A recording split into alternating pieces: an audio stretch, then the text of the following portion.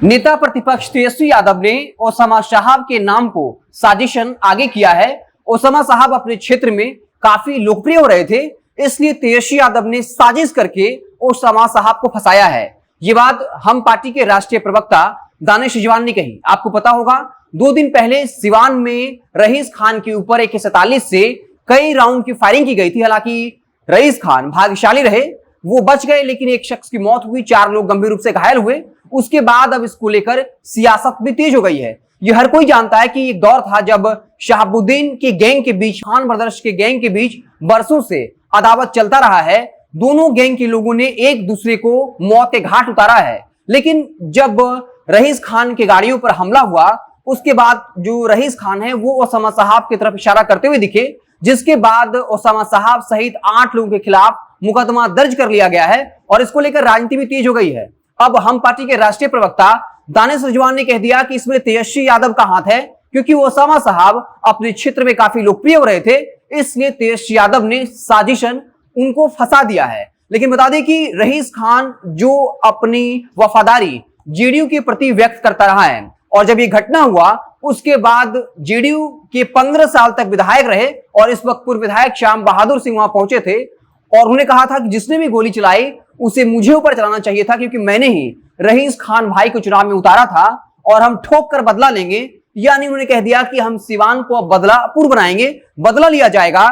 इसके बावजूद कई बार देखा गया कि रईस खान के काफिले में कई बार नीतीश कुमार जिंदाबाद के नारे लगे, और जब रईस खान से पूछा गया था तो रईस खान ने कहा था कि अगर वो जेडीयू पार्टी में शामिल हो जाते हैं तब वो जेडीयू पार्टी को मजबूत करेंगे।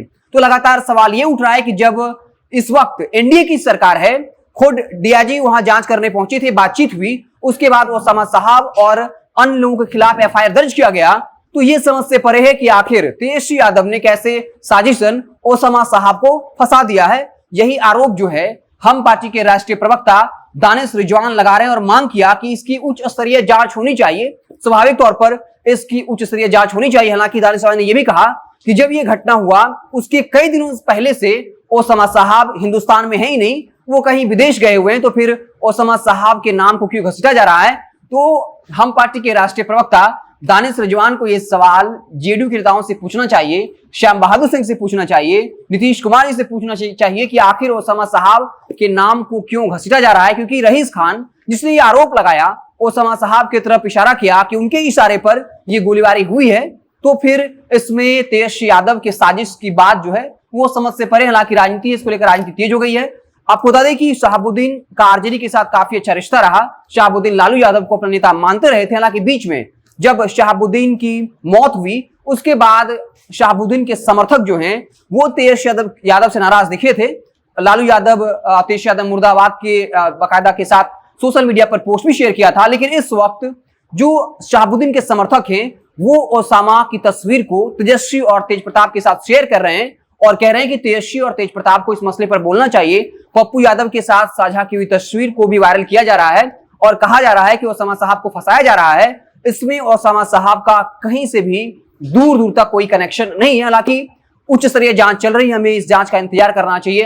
हालांकि ओसामा साहब सहित 8 लोगों पर एफआईआर दर्ज कर लिया गया है और अब हम पार्टी के राष्ट्रीय प्रवक्ता ने कह दिया है कि उच्च स्तरीय जांच होनी चाहिए और यह कह दिया कि तेजस्वी यादव साजिशन जो है वो ओसामा साहब को फंसाना चाहते, क्योंकि ओसामा साहब लगातार अपने क्षेत्र में, अपने इलाके में लोकप्रिय हो रहे थे, इसलिए तेजस्वी यादव को दिक्कत हो रही थी। अब ये भी सवाल समझ में नहीं आता कि अगर ओसामा साहब लोकप्रिय हो रहे थे, स्वाभाविक तौर पे शहाबुद्दीन आरजेडी के प्रति वफादार रहे हैं और हालिया दिनों में देखा गया था बीच में रिश्ते में खटास जरूर आई थी, लेकिन फिर शहाबुद्दीन के बेटे ओसामा साहब का जब निकाह हुआ था तब तेजस्वी यादव पहुंचे थे और वो तस्वीरें भी वायरल हुई थी। तो ये भी समझ से परे है कि आखिर तेजस्वी यादव साजिशन क्यों फंसाना चाहते हैं और क्यों अगर ओसामा साहब का कद बढ़ रहा है तो इससे जो है आरजेडी को दिक्कत हो सकता है। इसके उलट रईस खान जो ओसामा साहब को चैलेंज दे रहे हैं, लेकिन उनकी वफादारी जो है वो जेडीयू के साथ है। उनके काफिले में कई बार नीतीश कुमार जिंदाबाद के नारे भी लग रहे थे।